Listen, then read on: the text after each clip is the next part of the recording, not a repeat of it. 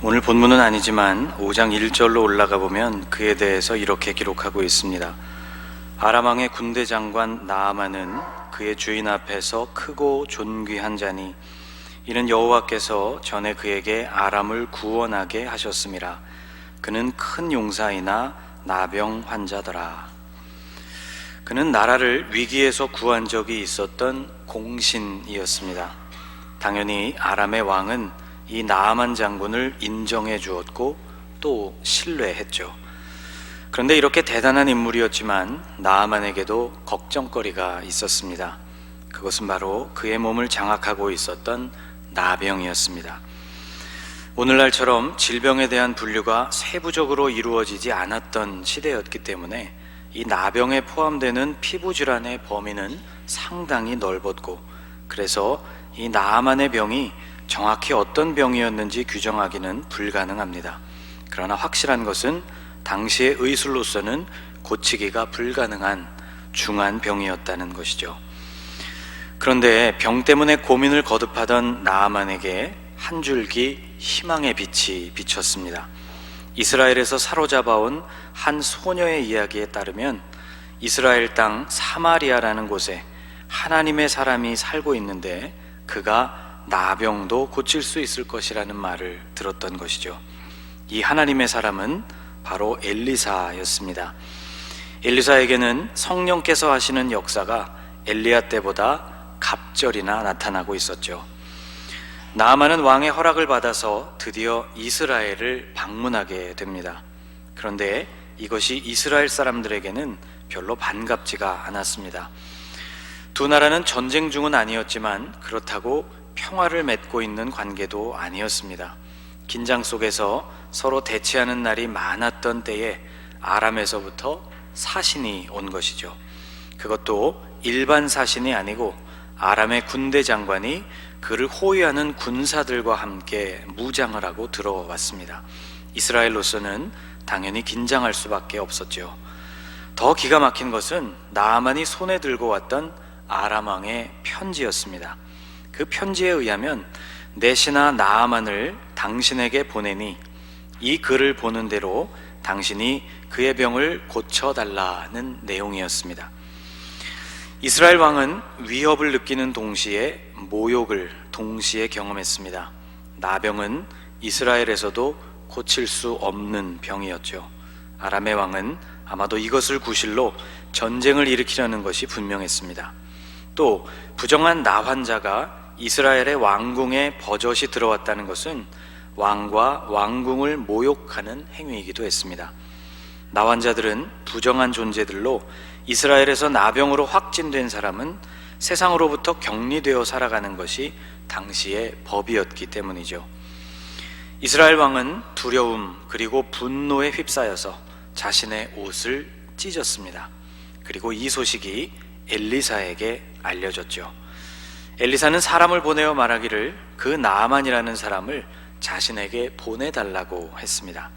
이제 나아만은 왕궁을 빠져나와서 엘리사의 집 앞에 이르기까지 인도를 받게 되었는데 아마도 가는 동안 나아만의 마음이 기대에 부풀었을 것이라고 생각됩니다. 드디어 그 유명하다는 하나님의 사람을 만나게 될 것이었기 때문이죠. 그가 어떤 신비한 방법으로 본인의 병을 고쳐줄지에 대해서 기대도 되었을 것입니다. 아마도 병이 난 그의 몸 위에 신비한 약효가 있는 약을 발라주거나 또는 그 환부 위에 손을 흔들어 기도를 해주거나 그것도 아니라면 다른 신비한 방법으로 병을 치료해 주겠거니 그런 기대가 생겼던 것이죠. 나아만은 드디어 엘리사의 집 문 앞에 도착하게 되었습니다. 그런데 이렇게 기대에 찬 나아만의 앞에서는 뜻밖의 모습이 연출되었습니다. 우선 엘리사는 문 밖으로 나오지도 않았죠. 나아만을 영접한 것은 엘리사의 말을 전해주는 단 한 사람뿐이었습니다. 나아만은 기가 막혔습니다. 그는 방금 이스라엘의 왕을 만나고 오는 길이었죠. 그리고 그 왕이 엘리사에게로 자신을 보낸 것이었습니다. 그는 국빈의 자격으로 이스라엘을 방문한 셈이었죠. 아무리 선지자라지만 이렇게 찾아온 사람을 거들떠도 안 보다니 그것은 푸대접 정도가 아니라 자신을 모욕하는 상황이었습니다. 여기서 마음이 상해버린 나아만은 이후에 어떤 말도 그의 귀에 들어오지를 않았습니다. 엘리사는 말하기를 요단강에서 7번 몸을 씻으라고 했지만 이런 말이 나아만의 귀에 곱게 들릴 리가 없었죠. 화가 난 나아만은 그대로 고국으로 돌아가려고 했습니다. 여러분 12절 말씀을 같이 한번 읽어보겠습니다. 다메섹 강 아바나와 바르발은 이스라엘 모든 강물보다 낫지 아니하냐. 내가 거기서 몸을 씻으면 깨끗하게 되지 아니하랴 하고 몸을 돌려 분노하여 떠나니. 자신의 고국 아람에는 요단강보다 훨씬 깨끗하고 좋은 강들이 얼마든지 있었습니다. 강에 몸을 씻어서 병이 낫는다면 아람에 있는 강들이 훨씬 더 효험이 있을 것이라 생각이 들었죠. 사실 이 정도에서 그가 돌아선 것도 다행이라고 볼 수 있습니다. 분노한 나아만은 함께 온 군사들에게 명령을 내려서 엘리사와 그의 집을 진멸할 수도 있었기 때문이죠. 그렇게 하지 않은 것이 다행이라고 생각해야 할지도 몰랐습니다. 그런데 이렇게 분노해서 고향으로 돌아가려고 하는 나아만을 진정시킨 사람들이 있었습니다. 바로 나아만과 함께 하던 지혜로운 종들, 곧 그의 부하들이었죠. 그들은 이렇게 말했습니다. 그의 종들이 나와서 말하여 이르되 내 아버지여, 선지자가 당신에게 큰 일을 행하라 말하였다면 행하지 아니하였으리이까. 하물며 당신에게 이르기를 씻어 깨끗하게 하라 함이리이까 하니. 나아만은 병을 치료하기 위해서 일부러 그 먼 길을 달려왔습니다. 비록 화가 나는 상황이었지만 엘리사의 말대로 하지 않고 그대로 돌아가 버린다면 평생의 후회가 남을지도 모를 일이었죠. 그리고 요단강에 들어가서 몸을 씻는 일은 지금까지의 수고에 비할 바가 아니었고 또는 치료를 위해서 요구될 만한 다른 어떤 어려운 일보다도 쉬운 일이었습니다. 나아만이 가만히 생각을 해보니 손해볼 것이 없었습니다. 그는 종들의 말을 듣고 분노한 마음을 가라앉히고 마음을 돌이켰습니다.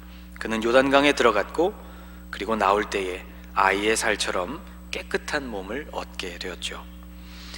우리는 나아만의 이 이야기에서 바로 우리 자신의 모습을 보게 됩니다. 감정에 쉽게 이끌리는 우리, 그래서 이 일을 그르치고는 뒤늦게 후회하기 쉬운 우리의 모습입니다. 나아만을 위기로 몰아갔던 것은 다름 아닌 나아만 자신의 생각이었습니다. 11절을 보면 이렇게 돼 있죠. 나아만이 노하여 물러가며 이르되 내 생각에는 그가 내게로 나와 서서 그의 하나님 여호와의 이름을 부르고 그의 손을 그 부위 위에 흔들어 나병을 고칠까 하였도다. 나아만은 엘리사가 자신에게 해주게 될 행동들을 미리 예상했습니다. 그것은 어디선가 그가 보았거나 혹은 들었던 내용, 아니면 국빈의 자격으로 이스라엘을 방문한 자신에게 해줄 최소한의 치유 방법이라고 생각했던 내용들이었죠. 그런데 이런 생각이 처음부터 빗나가게 되자 이후의 모든 것들이 삐뚤어지기 시작한 것입니다. 엘리사의 태도가 마음에 들지 않자 그가 언급한 요단강을 보는 시선도 곱지가 않았습니다. 사실 나아만의 반응이나 그가 품었던 생각에는 잘못된 것이 없습니다. 사람을 영접하는 엘리사의 태도도 그랬고 요단강도 사실 그렇게 매력적인 장소가 아니었죠. 제가 이스라엘에 처음 가서 요단강을 봤을 때 크게 실망을 했습니다. 강줄기도 빈약하고 수량도 적었으며 무엇보다도 물이 흙탕물이었기 때문입니다. 진흙을 머금고 있을 뿐 수질은 1급수라는 설명을 가이드로부터 들었지만 제 눈에 보이는 것은 그저 흘러가는 흙탕물일 뿐이었습니다. 맑고 깊은 강물이 넓게 흘러가는 모습을 머릿속에서 상상을 했는데 이런 기대가 여지없이 깨지는 순간이었죠. 이 강이 대접받는 이유는 그것이 이스라엘이라는 땅에 흐르고 있다는 단 하나의 이유 때문입니다. 우리나라에 흐르는 여러 강들에 비한다면 참 초라한 강이죠. 나아만의 생각도 마찬가지였습니다. 강도 매력이 없는 데다가 본인의 마음에까지 상처를 입었으니 그 강에 들어가서 몸을 씻고 싶은 생각이 전혀 없었던 것이죠. 여러분, 우리 믿음의 최대 과제는 바로 이런 우리 스스로의 판단, 11절 말씀에 의하면 내 생각을 버리는 일입니다. 나아만이 자신의 생각을 고집하면서 아람으로 돌아가 버렸다면 그는 하나님의 역사를 경험할 수 없었을 것입니다. 그런데 나아만은 종들의 말을 듣고 마음을 돌이켰죠. 그리고 요단강으로 내려갔습니다. 14절이 이렇게 시작합니다. 나아만이 이에 내려가서 하나님의 사람의 말대로 요단강에 7번 몸을 잠그니, 그에게 임한 치유는 모든 것을 뒤로 하고 강으로 내려가는 그의 결단이 만들어낸 기적이었습니다. 하나님이 일하시는 방식이 내 생각과 다른 때가 있습니다. 그것을 깨닫는 일도 쉽지 않거니와 또 그것을 깨달았다 하더라도 그 일을 행하는 것, 순종하는 일도 우리에게 추가되는 또 하나의 어려움이죠. 사도 바울은 데살로니가에 살던 그리스도인들에게 하나님의 뜻에 관해서 이렇게 편지를 보냈습니다. 아마 여러분도 잘 아시는 말씀이겠죠? 같이 한번 읽어보겠습니다. 항상 기뻐하라, 쉬지 말고 기도하라, 범사에 감사하라. 이것이 그리스도 예수 안에서 너희를 향하신 하나님의 뜻이니라. 아멘. 이 말씀이 데살로니가 교회 공동체가 처해 있는 특별한 상황 속에서 바울이 데살로니가 성도들로 하여금 그들이 따라야 할 하나님의 뜻이었다고 국한할 수도 있습니다. 그러나 성경 전체의 흐름 속에서 이 말씀은 데살로니가 성도들뿐만이 아니라 우리에게도 요구되는 주님의 마음이죠. 다만 데살로니가 성도들이나 이 말씀을 묵상하고 적용하려는 우리나 실제로 이것을 행하는 것이 만만치 않다는 것이 문제입니다. 여러분, 이 말씀을 따라서 살아보려고 애를 써보신 일이 있으신가요? 어떻던가요? 잘 되시던가요? 항상 기뻐하는 일, 쉬지 말고 기도하는 일, 범사에 감사하는 일이 잘 되던가요? 아마 한 번이라도 이 일을 시도해 본 분이라면 이것이 어려운 차원이라는 것을 넘어서 혹시 불가능한 것은 아닌가, 그런 마음이 드신 분들도 많이 있을 것입니다. 인간인 우리 안에 있는 타락한 본성은 기쁨, 기도, 감사와는 거리가 멀기 때문이죠. 출애굽기에 등장하는 이스라엘 백성들의 광야 40년의 역사가 이런 인간의 본성을 잘 보여줍니다. 우선 이 40년 동안 사람들에게는 기쁨보다는 슬픔과 낭망이 훨씬 더 일상적인 일이었습니다. 앞에는 홍해가 놓여 있고 뒤에는 애굽의 군대가 점점 가까이 다가올 때 성경을 보면 이스라엘 백성들은 기뻐할 수 없었다고 되어 있습니다. 성경을 보면 그들은 큰 두려움에 사로잡혔다고 기록되어 있어요. 이렇게 광야에서 죽임을 당하느니 차라리 애굽 사람을 섬기면서 애굽에 남아 사는 것이 낫겠다는 우울한 고백도 그들의 입술에서 터져 나왔습니다. 항상 기뻐하라는 과제는 기뻐할 수 없는 상황을 만날 때 흔들리기가 쉬운 것이죠. 그렇다면 기도는 어땠을까? 여러분, 기도는 하나님과의 대화입니다. 그래서 쉬지 말고 기도하라는 이 말씀은 언제나 하나님과 대화하라, 곧 하나님과 동행하라는 말씀이라고 해석할 수 있습니다. 그런데 이 말씀에 광야 40년 역사를 역시 비추어 본다면 이스라엘 백성들은 기도, 하나님과의 동행보다는 오히려 우상과의 동행에 훨씬 더 익숙한 사람들이었습니다. 모세가 율법을 받으려고 호렙산에 올라가 있는 동안 백성들은 그 40일 동안을 참지 못하고 우상을 만들어냈죠. 그 모양은 금송아지 모양이었습니다. 애굽에서 이미 그들에게 익숙했던 우상의 모양이었죠. 하나님과 동행하는 삶, 적응되지 않은 그 낯선 삶보다는 우상과 더불어 살아가는 삶, 그 익숙한 삶으로 돌아가는 일이 이스라엘 백성들에게 있어서 훨씬 쉬웠다는 뜻입니다. 쉬지 말고 기도하는 일, 끊임없이 주님과 동행하는 일도 그럴 수 없는 상황을 만나게 되면 불가능해 보이는 과제입니다.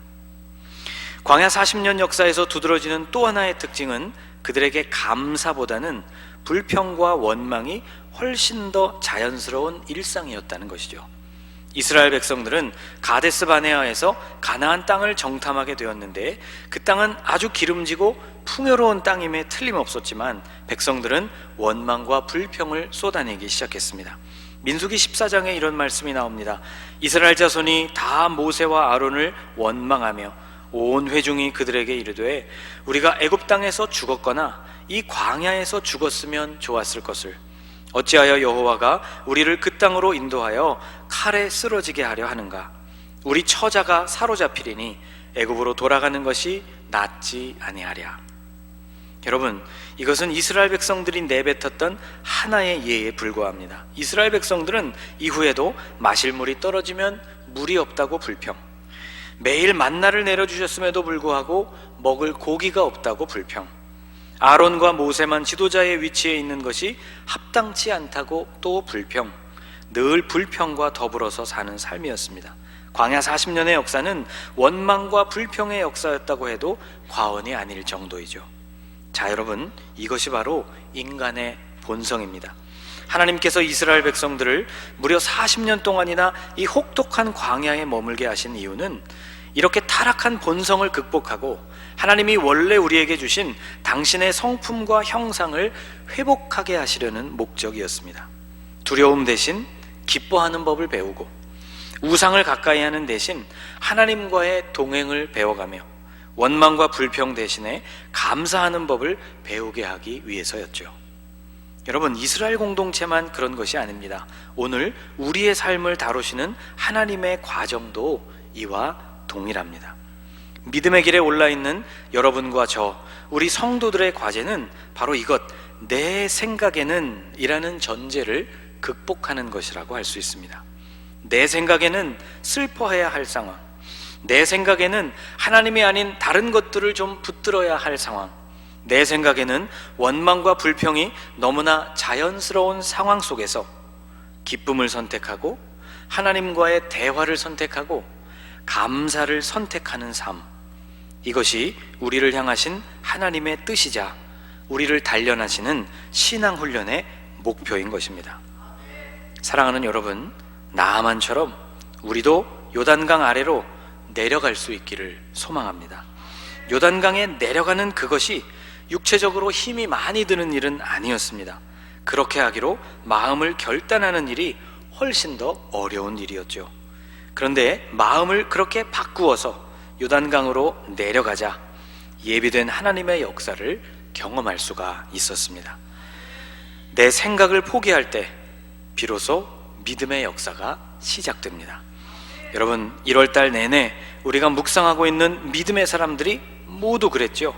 에베소 방문을 간절히 원했던 바울도, 엘리에셀을 상속자로 세우려고 했던 아브라함도, 깊은 곳에 그물을 내리는 일이 소용없을 것이라고 생각했던 시몬 베드로도, 붙들고 있던 자신의 생각과 판단을 놓을 때 응답과 기적을 경험했습니다.